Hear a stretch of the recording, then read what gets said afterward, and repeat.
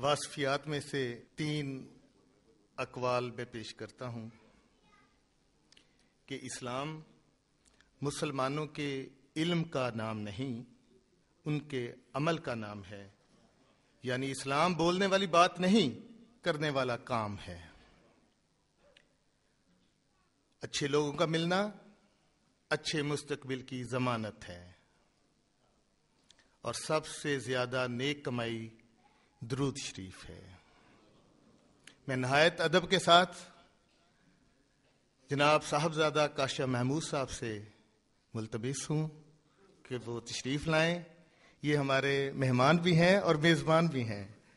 صاحبزادہ کاشا محمود صاحب.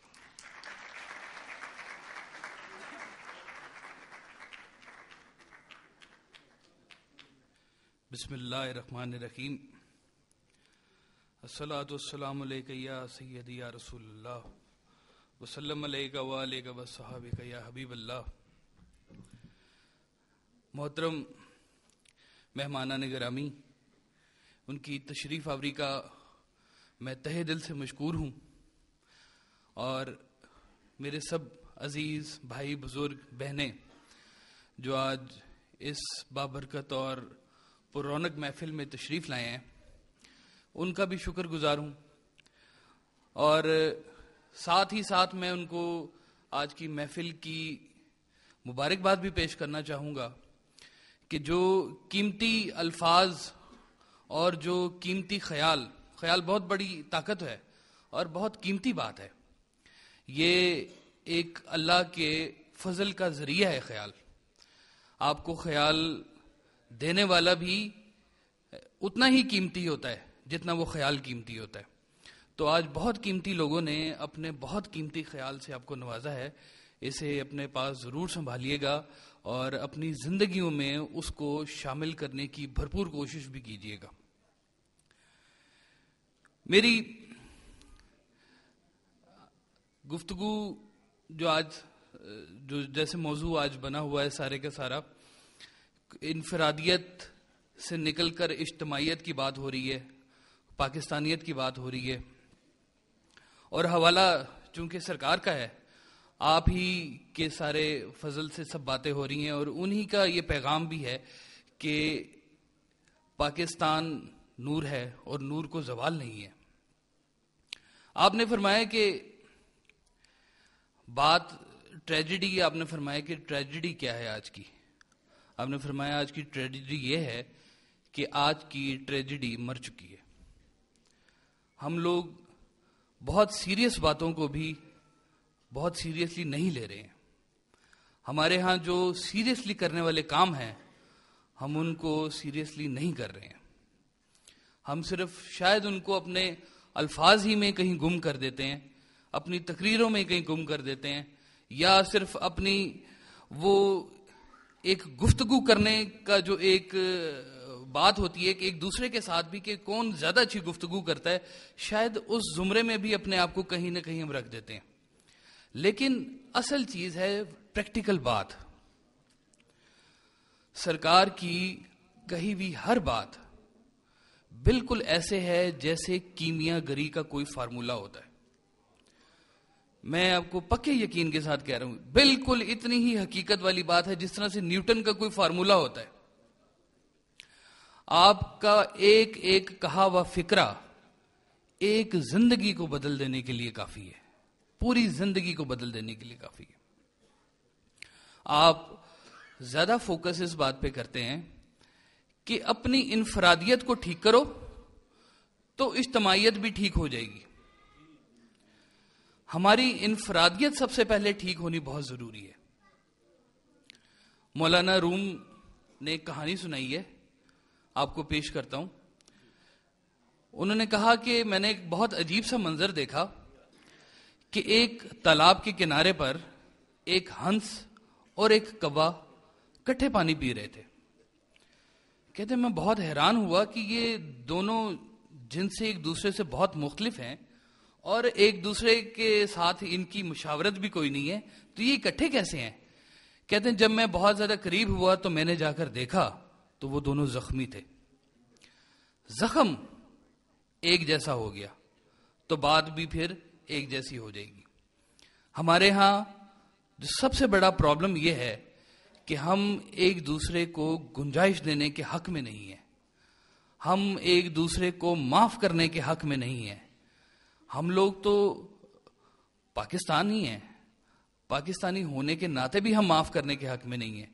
کوئی کسی کو اگر غلط طرف سے اوورٹیک کر جائے تو ہم اس کو لڑنے کے لیے اس کے پیچھے بھاگ پڑتے ہیں, اس سے ہم درگزر نہیں کرتے. ہماری انا ہمیں اتنا اندر سے ہمیں اس نے سخت کر دیا ہوا ہے کہ ہم اپنے خول کے اندر کہیں قید ہو کر رہ گئے ہیں.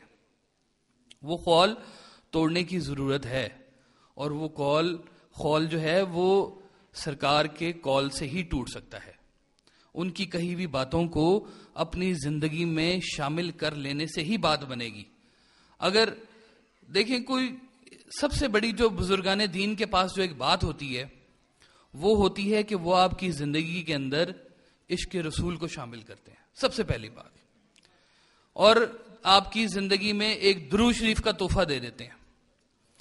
اب اس سے بڑی اور کیا بات ہو سکتی ہے کہ آپ کی زندگی کے اندر اگر کوئی درود شریف شامل کر دے تو آپ سمجھ سکتے ہیں کہ کوئی بندہ کیا دوزخ میں جا سکتا ہے؟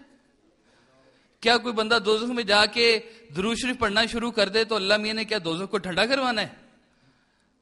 تو وہ کیسے اللہ تعالیٰ یہ گوارا کرے گا کہ دوزخ میں بیٹھا کوئی بندہ درود شریف پڑھا ہوگا, نکالو اس کو باہر, بھی درود شریف پڑھنے والے لوگ ہیں, یہ تو اور طرح کے لوگ ہیں, یہ تو ہماری دوزخ کو بھی ٹھنڈا کر دیں گے.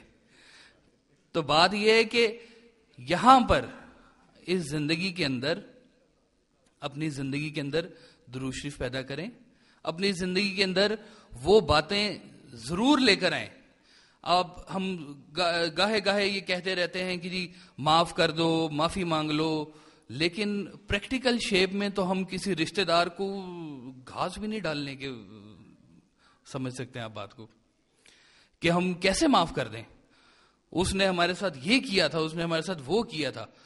تو ہم اگر یہیں سے ہی باہر نہیں نکلیں گے تو پھر آگے کیسے بات چلے گی. آپ کا ایک کالم ہے, مضمون ہے, اس کا عنوان ہے اسلام جمع فرقہ برابر صفر. آپ نے بہت سادہ سی بات میں بتا دیا کہ اسلام کو اتنا سادہ کر لو جتنا حضور پاک کے زمانے میں تھا, تو ساری باتیں آپ کی خود ہی ٹھیک ہو جائیں گی. کیا وہ مکمل دین نہیں تھا؟ کیا وہ مکمل بات نہیں تھی؟ وہ مکمل بات ہے. وہ اس کے اندر جو چیز آج آپ شامل کرتے جا رہے ہیں وہ ہمارے درمیان ایک دوسرے کو دور کرنے کا باعث بنتی جا رہی ہے وہ بات, جبکہ ضرورت اس امر کی ہے کہ اکٹھے ہوں, مسلمان کے طور پر اکٹھے ہوں. تو ہماری سرحدوں کا تعین کرنا بھی مشکل ہو جائے گا کہ اب مسلمان کس طاقت میں موجود ہے. مسلمان اکٹھا نہیں ہو رہا. پہلے تو ہم پاکستانی اکٹھے نہیں ہو رہے, تو مسلمان تو پھر دور سے ہوں گے. یہ جو قلعہ جس کی ہم بات کر رہے ہیں, یہ قلعہ پاکستانیوں نے مضبوط کرنا ہے.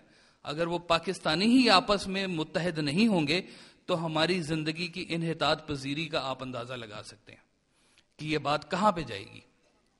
نیکی کرنے والے نیکی کرتے رہتے ہیں, برائی کرنے والے برائی کرتے جائیں گے. دونوں سلسلے بند نہیں ہوں گے, لیکن اپنا تعین بھی کرنے کی ضرورت ہے کہ آپ کس رخ پر چل رہے ہیں.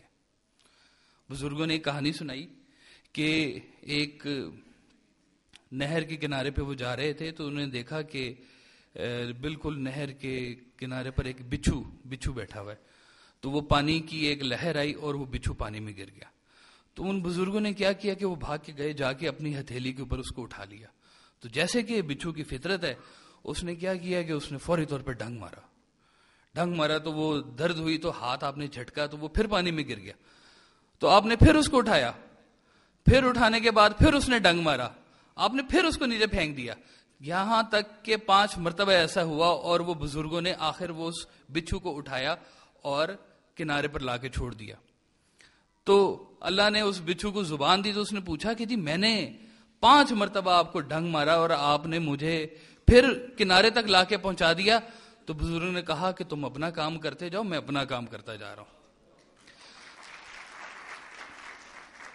نیکی کا رستہ ہی ہمیں اصل حق سے واصل کرنے کا ذریعہ ہے. ہماری زندگی اس وقت تک متحد نہیں ہوگی جب تک ہم روحانی طور پر بھی اسلام کو اپنی روح کے اندر داخل نہیں کریں گے. یہ اسلام صرف کہنے کا نام نہیں ہے، یہ ہر بات پریکٹیکل شیپ میں کرنے کی بات ہے، اس کی روح کو سمجھنے کی بات ہے. یہ ممکن ہے کہ بہت زیادہ سجدے کرنے والوں نے بھی اسلام کو نقصان پہنچایا ہو، یہ ممکن ہے. اور یہ بھی ممکن ہے کہ بہت زیادہ سجدے نہ کرنے والوں نے اسلام کو بہت فائدہ بھی پہنچایا ہو. دونوں باتیں موجود ہیں. بات اس کی روح کو سمجھنے کی ہے کہ ہم اسلام کی روح کو کہاں تک سمجھ سکتے ہیں اور کیسے. ہم پریکٹیکلی جو باتیں اسلام میں موجود ہیں، جو ہمارے بزرگان دین نے ہمیں عطا کی ہیں، وہ ہم واقعی اپنی زندگیوں میں کہیں لے کر بھی آئے ہیں یا ابھی تک صرف ہم ڈنڈورا ہی پیٹتے جا رہے ہیں. وہ کہیں بھی باتیں جو صدیوں سے بزرگان دین کہتے چلے آ رہے ہیں اور یہی باتیں سرکار نے بھی کہی ہیں. اپنے نفس کو مارنے کی بات کی ہے، اپنی خواہش کو مارنے کی بات کی ہے. آپ نے فرمایا کہ خواہش پوری کرنے والا بزرگ اور ہوتا ہے اور خواہش ختم کر دینے والا بزرگ اور ہوتا ہے. تو آپ کہتے تھے کہ میں تو تمہاری خواہش ختم ہی کر دوں گا. بات یہ کہ خواہش ختم ہونا، خواہش اس چیز کو کہیں کہ جس کے حصول کے لیے ہم اپنے تمام باتیں ادھر سے ادھر کر دیتے ہیں، جس کے لیے سارا نظام ہم درم بھرم کر دیتے ہیں. تو آپ نے بہت سادہ سی بات کہی، دیکھو جو پسند ہے اسے حاصل کر لو، یا جو حاصل ہے اسے پسند کر لو، سکون مل جائے گا. جو پسند ہے اسے حاصل کر لو یا جو حاصل ہے اسے پسند کر لو. تو بات صرف اسی میں ہے کہ ہم آپ کے کہے ہوئے ایک ایک فکرے کو ذرا غور سے دیکھیں. آپ نے فرمایا کہ ہم لوگ فرعون کی زندگی چاہتے ہیں اور موسیٰ کی عاقبت. یہ کیسے ممکن ہے؟ یہ نہیں ہو سکتا. تو ہم آج اگر یہاں پر بیٹھے ہیں تو آپ کی کہیں بھی کوئی ایک بات اپنی زندگی کے ساتھ آج یہاں سے آپ لے کر جائیں. کسی ایک بات کا تو تہیہ کر لیں اپنی زندگی کے ساتھ کہ ہم نے یہ باتیں کرنی ہیں. کوئی ایک بات. حضور پاک کا تقرب پانے کا واحد ذریعہ یہی بات ہے کہ آپ اپنی زندگی میں ایسی کوئی چیز شامل کر لیں جو حضور پاک کو پسند ہے، یا اپنی زندگی سے ایسی کوئی چیز نکال دیں جو حضور پاک کو پسند نہیں ہے. دونوں باتیں ہی تقرب کا ذریعہ ہیں. تو ہم اگر بزرگان دین کی بات کرتے ہیں، اگر ہم سرکار کی بات کر رہے ہیں اور ان کی تعلیمات کی بات کر رہے ہیں، تو ان تعلیمات کا فیض یہی ہے کہ ان کی کہی ہوئی بات ہماری زندگی میں شامل ہو جائے. اور یہی اصل پیغام ہے. جب تک یہ باتیں ہماری زندگی میں شامل نہیں ہوں گی پریکٹیکلی، تب تک ہم انفرادی طور پر بھی ٹھیک نہیں ہوں گے اور ہم اجتماعی طور پر تو بالکل بھی ٹھیک نہیں ہو سکتے. ہمیں اجتماعی طور پر ٹھیک ہونے کے لیے بہت ضروری ہے کہ انفرادی سطح پر اپنے قلوب کو اور اپنے خیال کو مصفا کریں، اس کو پاک کریں ان تحریروں سے اور ان باتوں سے جو سرکار نے فرمائی ہے. آپ کی آمد کا بہت شکریہ.